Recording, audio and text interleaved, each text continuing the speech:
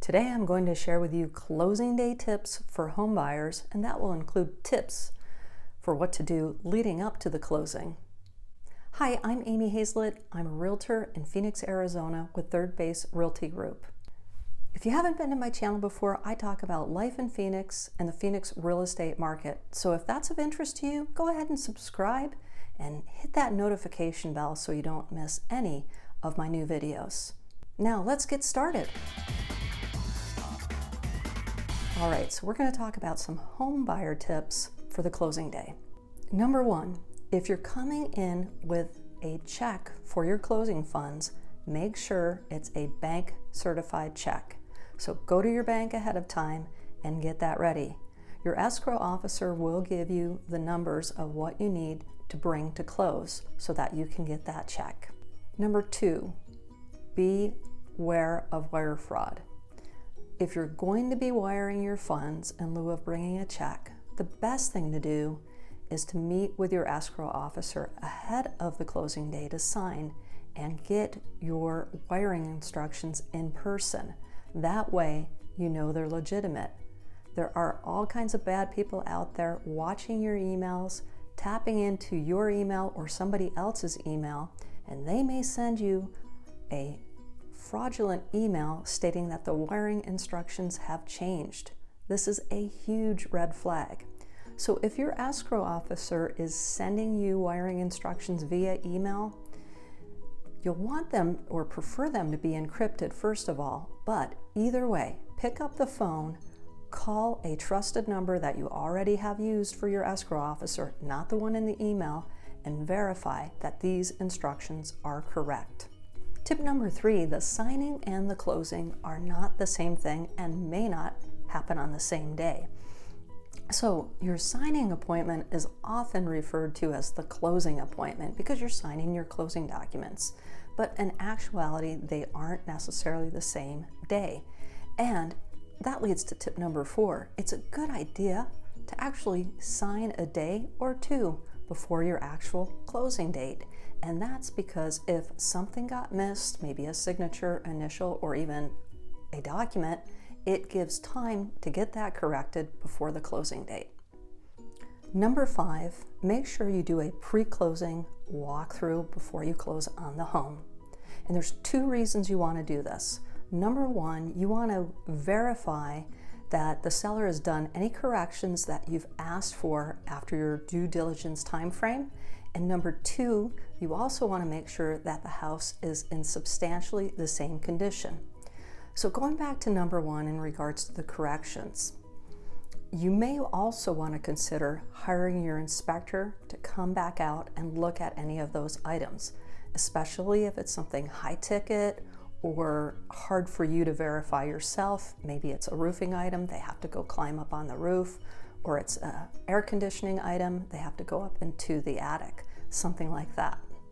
And the second thing is the establishing that the house is in substantially the same condition.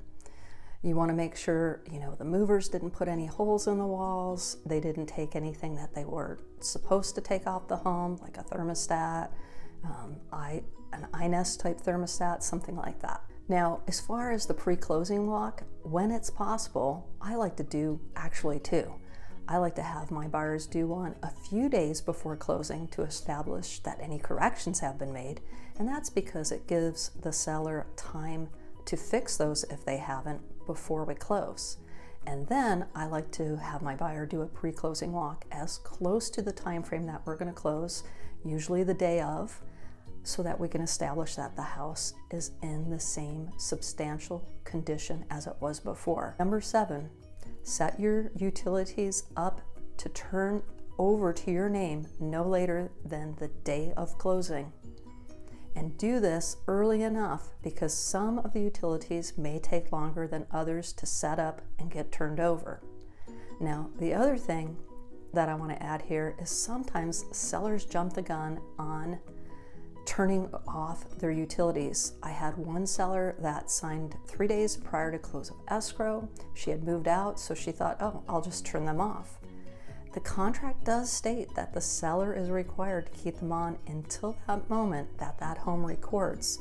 So it's really important that your agent have good communication with the listing agent, and if the utilities allow you to, you might even want to have it transferred over to you the day before and ask them if they have a way that if the seller turns them off early, they can automatically transfer to your name so they won't get turned off. Number 8, don't plan on getting your keys or possession on the home until your home records. So in Arizona, you do not get your keys when you sign at the title company. You typically are going to get your keys after you sign because you cannot have possession or keys to the home until the home records with the county and it's officially yours. Now, the county recorder's office is open from 8 a.m. to 5 p.m.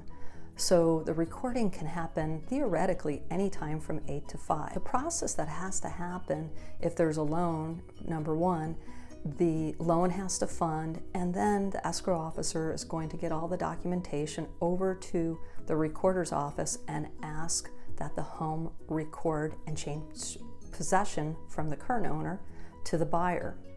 So oftentimes that's going to happen in the later afternoon hours. So just plan ahead that you're not going to get those keys earlier in the day, but later in the day, and it could be as late as 5 p.m. On that note, we head to tip number 9, which is plan for delays. If you're thinking you're going to move into your home that day or evening and you've got people scheduled to deliver furniture and other things, that's not the best idea because every once in a while we get a delayed closing. Something goes wrong with the loan, with the seller moving out, or with the documents. It's rare, but it's best to plan ahead of time. And if you're scheduling the movers or anything like that, at least wait till the day after closing or 1 extra day for a total of 2. That allows some wiggle room in case something goes wrong. And tip number 10, avoid closing on Monday or Friday. And again, that's to allow a little bit of wiggle room in case something goes wrong.